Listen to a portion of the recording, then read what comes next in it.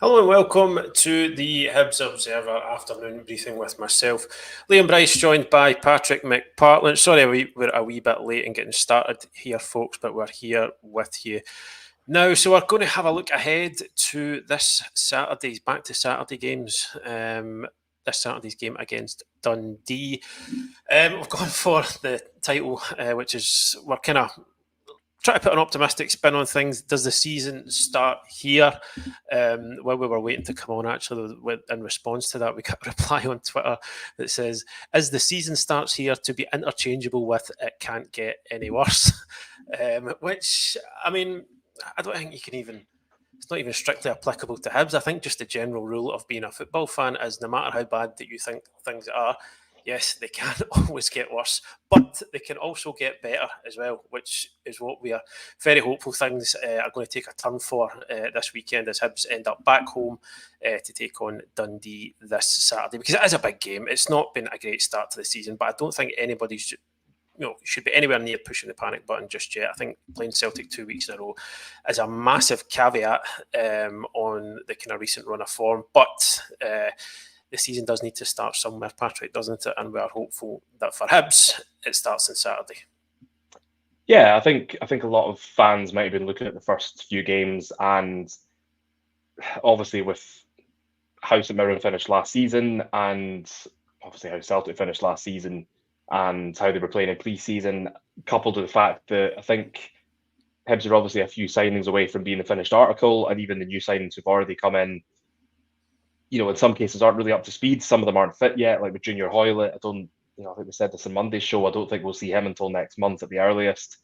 And you've got other players coming in who haven't played a lot of football recently. We didn't really have time to touch on it on Monday's show again, but Nicky Cadden playing 45 minutes on Sunday after not playing, I think, since I imagine May might be the last time he played like a full game. Yeah, May, so that's it's getting minutes into players' legs, which is obviously a good thing. Another week on the training pitch with the players to kind of go over where they're falling down, which is individual errors, as we know. I just think you can look at it as a kind of fresh start. I know people will be looking at the first few games and they'll say 3 games, 3 defeats, 2 in the league. It's starting to look very much like the start of last season, where Hibs lost their first 3 games, and we all know what happened after that. But I think with the caveat that one of those games so far this season has been Celtic in the Cup, and it's been away from home. I think you can look at the Dundee game and say it's a home game and should have more players available. It's a good time, it's a good place, it's a good point in the season to I suppose kind of can you kickstart a season after 2 games? If you can, then Saturday's the ideal time to do that for Hibs. And I think going by what David Gray's been saying, what the players have been saying, I think that's exactly what they'll be looking to do. Although, as you said in your reintroduction, I think it will be quite a stern test. Dundee have been very, very prolific in the League Cup games and the group stages. They've had a good start to the season as well, and it is going to be a tough test. But that's maybe what Hibs needs is a sort of an opponent that's going to test them, rather than a game that you would think, oh well, they should win that, because we all know what happens when Hibs should win games. So yeah, I think I'm sort of looking forward to see how Hibs play without the pressures of facing a team like Celtic and their kind of relentless pressing and the kind of quality of players they've got in key positions. And I'm also looking forward to hopefully seeing a few of the new signings getting a bit more game time. I mean, we touched on this before, but I think Kwon possibly a potential for starting in midfield. Nicky Cadden as well, Kieran Bowie. Players who haven't had a start yet but must be pushing for it. And I think it's only right to go into the game with feelings approaching optimism, as you said. Yeah, aye. I'm going to just to get back to what you said. I'm going to make a decision and say yes, you can kickstart a season after 2 games. Okay, good. I'm happy with that. Yeah, aye. I think that's certainly how Hibs will be viewing it on Saturday. But I suppose it's the question in terms of how do you kickstart it? It's not it's not just a case of turning up and whatnot. But so kind of discussion this week is maybe turned, and it's been sort of sparked, I suppose, by what David Gray said after the Celtic game, that he basically can't, keep on picking the same players who are making mistakes all the time. So it might be one of those things that, it could be a very real threat from the manager, and it could be one of those things that when we speak to him later in the week, he might try and roll back on it a wee bit. Sometimes managers do that. The things they say after games, they heat of the moment, he was obviously very frustrated on Sunday, David Gray. But I mean, he's got a point as well. There's been Hibs have been plagued really by individual errors so far this season, and they've all proven very, very costly. I know against Celtic, these errors are more likely to be punished than against most other teams, but it has kind of come down to that, really. They've gifted a lot of goals. There's been, and I'm not just saying it's mistakes at the back. I don't think they've been particularly sparkling going forward. Those mistakes aren't maybe picked up on as much as ones that lead directly to goals, but it's still issues for the team to solve. So, I mean, let's say that David Gray is serious about changing things up this weekend. How would you expect that to look? I think he's one of the things he has got is he's got a bit more strength and depth now. I mean, midfield is still an issue. We're not going to sort of give this show the sort of billing of let's just talk about Luke McCowan and all this. But I think the obvious area of the park that needs reinforcements at the moment is midfield. I think that's it's not really up for debate. The defence, there's probably an argument there as well, but at the same time, I think midfield is the one that's been a problem for Hibs for a number of seasons now. And I just think with Kwon being available there, he's a different profile to what they've had. He obviously couldn't play on Sunday because he was ineligible to face his parent club. I can see him coming in, just that physicality, just in that kind of defensive midfield role. It'll add something to the midfield, but I think it also serves to protect the defence as well. And it's just that sort of extra layer of safety, if you like. And I think that'll then ideally get the best out of whichever two other midfielders he picks, assuming he's sort of going for a kind of three-man central midfield. Possibly he could do something different. He obviously could go for two sitting midfielders, but I mean, I don't think Kwon's been brought in to warm the bench. I think he's been brought in because he offers a different kind of profile in that midfield that Hibs have been missing. So I can see, he's played in pre-season as well. So I think there's not that concern with him maybe being not match fit. So I think that's the obvious one is sort of changing up the midfield personnel. You've obviously got options there with other midfielders. I don't know. I know this is probably going to result in a flurry of comments, but I don't see him dropping Joe Newell, for instance. I don't think, despite the fact that he is a bit of a polarizing figure, and some people would say you can't drop your captain. Obviously, we've seen that managers do drop their captains. I just don't think. I'm not sure he's done enough wrong himself to warrant being dropped, and he's obviously been made captain for a reason. Like we don't see what goes on behind closed doors. We don't see what he's like on the training pitch, in the dressing room, how he is with the other players. And I think you look at like previous Hibs midfield combinations that have worked well. McGinn, McGeoch, and Allen is the obvious one, and the reason that worked is because they all complemented each other. And I mean, it wouldn't be sort of like the hardest trick in the book or whatever you want to call it to think, well, let's get a midfield combination that will actually be able to do the same, that will complement each other, that will fill the roles in midfield that we need to be a competitive team, to be able to react well to adversity in games, to come back into it, whatever. So I think that's the obvious one for me is a change in the midfield. I think as well, I know obviously Jordan Abita got the Player of the Year award last year. I thought he was one of a couple of players who looked a wee bit jaded at the weekend. I don't know whether they've just been playing a lot of football recently. I don't know whether it's something else. But, I think with Nicky Cadden coming in, if, Gray does go with a back three again, and he's obviously, he's got the bodies to do that, then, I would suggest that Nicky Cadden coming in on the left is an option. If he wants to mix things up. On the right-hand side, I mean, the assist for Nikola Kurevich's goal was very good, but apart from that, I felt Martin Boyle was pretty much a peripheral figure on Sunday, and I just think, Kieran Bowie's able to play on the right. I know he wants to play through the middle, but, again, that's an option. Chris Cadden, somebody else who can play on the right wing. So, there are options, and I think even in defence, I think it's obviously it's maybe a tricky one. Do you look at Marvin Ekpiteta and the fact that he has dropped a couple of howlers in the first 3 games? Do you then say, right, we're going to bench you just to take you out of the firing line, or do you keep him in and sort of show a bit of faith and just say, look, we know you can sort of stamp this out? Because I think apart from the mistakes, he's not actually looked too out of place. He's looked sort of fairly solid. I think he's forming a good partnership with Warren O'Hora when they play a back four.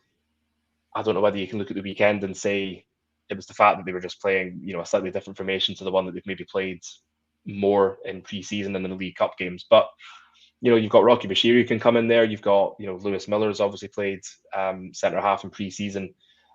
Gray has options. It's just whether or not he wants to make wholesale changes, whether he feels that would be the right idea. I mean, there's certainly an argument for it after after Sunday's display, and arguably the previous weekend and the opening weekend against St Mirren, you could say there's some players who've been given sort of 2 or 3 chances and haven't really taken them.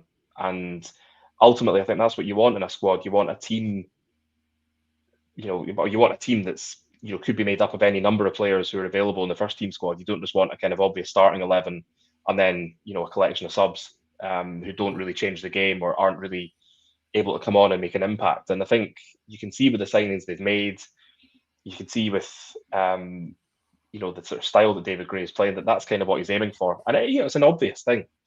You don't want to be looking at a bench and think, well, there's nobody on there who is capable of coming on and changing the game.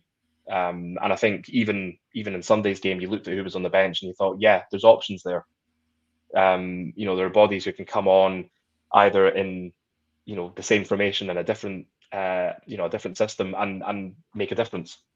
So I think really the main sort of question for David Gray, I think, is probably how many changes do I make? Because I think he will make changes. I think that is a given. I mean, I said this on Sunday. I don't think he's a man who minces his words, and I think he will have probably chosen carefully what he said about picking players who are making mistakes. Again, we said this on Monday, that serves potentially as a wake-up call to the players who have been picked who are making the mistakes, but also as a kind of a signal to the players who are maybe on the bench who aren't getting starts that actually, if you do well in training this week, there's a space there if you do well enough. And, that helps to try and get the best out of the team, to get the best out of individuals. And, to be honest, from what we've seen at Hibs so far, that's kind of what they need. And it could be a little tweak here and there, whether it's tactical, whether it's in terms of personnel, could make all the difference. Yeah, absolutely. I mean, personally, I think I would be surprised to see, real wholesale, significant, almost extreme amount of changes to the team. But I think there's certainly guys who have been, kind of knocking on the door to get a chance. I think Kieran Bowie's the obvious one, isn't it? I think he's going to start sooner or later. Bowie. Yeah, I think it would probably be harsh to take Kujarevich out after last week. So I think if you're going back to the sort of flat back four, 4-2-3-1, if you like, a kind of variation of that, then you'd think he'd maybe be in line to start in one of the wide positions. Perhaps one of the two Caddens to step in as well.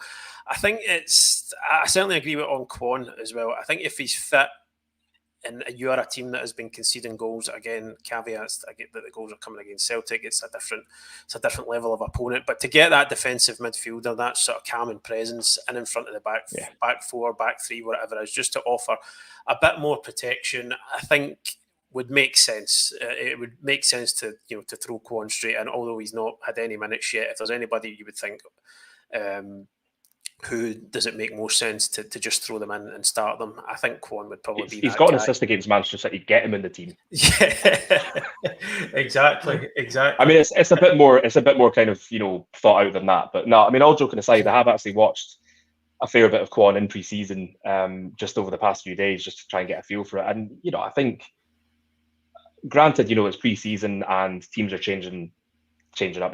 There's players starting who wouldn't normally start, but he did look good in his sort of, I think it was like 25-30 minutes against Manchester City for Celtic, and you thought this is kind of what Hibs have been missing. The test is obviously like, can he replicate that, for Hibs? But I think if he does sort of try and play his own game, then hopefully that will sort of create a situation where a certain job is being taken care of in midfield, which allows the other midfielders to focus on doing their jobs rather than trying to do a kind of hybrid of sort of 2 or 3 here and there, which is kind of what the Hibs midfield has been doing for 2-3 seasons now.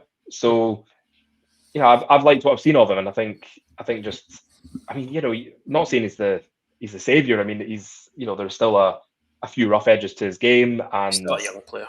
Yeah, exactly. And he's not played a lot of first team football in the Scottish League. He's only had that handful of appearances for St Mirren last season, but saw how well St Mirren did in getting to Europe and really finishing the table.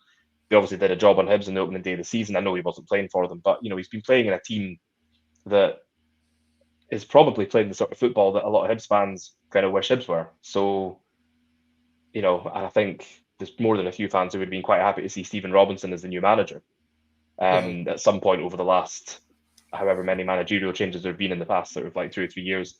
So, I think it probably makes sense to just give him a chance to say, right, show us what you can do. And I think that I just think, maybe just freshening up the team a little bit. Like you say, I don't think it needs to be wholesale changes. I don't think it will. I don't think David Gray's that kind of knee-jerk a figure. I think, he'd be more kind of considered about it. And, there probably was a little bit of, heat of the moment stuff after the game. Certainly from watching the game from my point of view, there were a lot of things that you can just imagine wouldn't have gone down very well with the coaching staff. And, his reaction to the third goal was, probably what every Hibs fan was reenacting in their living room or in the away end. I think, just such a cheap goal to lose, and I just think, it's, they say a change is as good as a rest, and I just think, 2 or 3 changes, not too many, but you have to do something. And I think, the key thing for me is that he probably has got the players to be able to change it up, whatever way he wants to. Whether that's going to 2 up front, a back 3, whether it's sort of one centre forwards, whatever it is. I think that's I think we are sort of seeing Hibs getting to that stage where they do have options, which is something that they haven't had that we saw last season with players kind of playing out of necessity because there was nobody else through injury, through lack of availability or whatever. And I think that's something that could make a difference if you've got this competition for places, if you've got people knowing fine well that if they don't put in a good performance, there's somebody waiting in the wings to, kind of take that place. That should hopefully try and not that you should need to, but I would hope that would get a bit more out of the players who are chosen to start, knowing fine well that it's not a case of turn up on a Saturday, get the shirt, go out at the start. There are people who the management team will bring in if they feel they're capable of doing a better job than you've done. And I think you speak to the players themselves, they say the same thing. It's that sort of competition, that kind of constantly looking over your shoulder at who's kind of waiting behind you, that gets more out of you. And I don't think there's anyone could argue that that's something that Hibs have maybe been lacking a wee bit in the first couple of games. Yeah, and just to take a more sort of general look at the next couple of games, it's a few games into a season, right? So nobody's going to start throwing about stuff like must-win games at this point of the season. But it is 2 really important games before the international break, isn't it? Because I think Hibs found out to the real cost last season, what can happen if you don't start well. Because there was obviously those 3 defeats right at the start of the league season, and it comes round to the push for top 6, and you miss out on it by the smallest of margins, and you look back to those that kind of start to the season and wonder, well, that was 3 kind of very winnable games. So you don't want to then be chasing points and chasing results and sort of scrambling around for results at a very early point in the season, especially when it's 2 games and it's an international break as well. And there's nothing. I think we kind of talked about this a few times last season. There is sort of nothing worse for players, managers, and fans. Going into that off the back of bad results and then having to sort of stew on it for 2 weeks, and then there's not a lot of not a lot happening. So kind of debate and opinion and speculation all fills that void, and everything can get a wee bit negative. So I suppose it's these 2 games take on a real importance and just trying to get some momentum and positivity building into the sort of into the thick of the season, which really kind of arrives after that first international break, doesn't it? You want to have a sort of platform to build on from there, Hibs, don't they? Exactly, yeah. I think you speak to the players, you speak to David Gray, I think they'd say, the ideal kind of set of results going into the international break would be 2 wins. And whilst there's maybe a little bit of the international breaks disrupting the momentum, it's disrupting the flow, it's a lot easier, I would imagine. Obviously, not being a professional footballer, I can't say this for exact, but I imagine if you're a professional footballer and you go into an international break having lost the last 2 games, or even just losing the last game, being in a bad run of form, it must be pretty hellish. Mm-hmm. Because for however long the international break lasts, however long you've got a bit of a break, you're going to be stewing on that if you're serious about the team you're playing for. If you've obviously if you're a dedicated professional, you're going to be thinking, we didn't perform in the last game, we didn't get the result, we didn't get the points. You've obviously got your own performances, you've got the manager's job security, you've got points in the league, you've got your own future at the club. There's so much going on, and I just think if you don't have something positive for the international break, then I think any sort of idea of it being, oh well, it's a break, so it's good to reset. Nah, I think that's just out the window. And I think it's not that long ago that I think a lot of Hibs fans would have looked at games against Dundee and Kilmarnock and thought, should be 6 points. Might not be 6 points, but it should be. And I just think because of the way Hibs have been over the last few seasons, or the managerial changes with players coming and going, and the fact that Dundee obviously are going very well under Tony Docherty. We saw what Kilmarnock did last season under Derek McInnes. It's Hibs are going into these games, and there's not anything approaching the sort of divine right that they have to sort of win that game, either of them. Which I think probably suits them. I think we've seen before when, the number of times that Hibs would get a result against either Celtic or Rangers, or even Hearts, and then they'd go into a game against an opposition that you think, well, they probably should get a victory in that game, and they wouldn't. It would be a terrible performance. They'd lose. They might get a draw if they were lucky. It was the same last season when they played in Europe. Really good results, against European opposition, and then just disaster at the weekend. And I think that, like I said there, with the international break coming up, there's so much at stake, and I just think, regardless of any thoughts about final league placings and qualifying for Europe, top 6, whatever, I just think for just the kind of the atmosphere at the training centre, the atmosphere in the squad, like I know what you're saying, like they're not must-win games, but in a way they kind of are for for the players and the management team, because pressure will start to mount on them, and rightly or wrongly, I think because of what's happened with previous managers and previous seasons. We saw last season it was 3 league matches was enough for the board to dispense with Lee Johnson, and David Gray, having been a first team coach for these managers who've lost their jobs fairly swiftly, will be aware of that. And I think quite a high pressure situation for certainly for David Gray, and probably also for the players, because there's new players coming in all the time. That's 9 new signings already. There's probably going to be more. We know there's likely, I think, to be a couple of exits as well. And, I think it kind of sets the tone for the season. I think, if you don't get a result in these games, then, that's when it becomes a little bit, well, we gave you a free pass against Celtic because of how good they are and how good they were last season. But, you need to be able to then do it in other games. And if you're not doing it in the other games, I think that's when the alarm bells start ringing. That's when people start thinking, maybe there is something a bit more to this team than just coming up against tough opposition. So whilst it might not be must win in the traditional sense, I think I don't think there's really any other alternative for Hibs in either game. And it's obviously not going to be easy, but I think that is probably what they need, is 2 games where they need to be on the ball, literally and figuratively, because of the sort of strength of their opponent. And I think it'll give you an idea of the squad, of the players, how they gel. Because that's the other thing, you've got these new players coming in. Some of them haven't played yet. You need to kind of get them knitting together. You need them to be, cohesive unit on the pitch. And, you need to be able to do that in games, because you're not really getting a chance to do it outside of games. And, it is sort of, I think there must be a sense of kind of not relief, but within the changing room, within the playing squad, we can kind of start the season, if you like, in the you're not coming up against an opponent like Celtic, who've been sort of so, we saw what they did last season. They've been good in pre-season, things like that.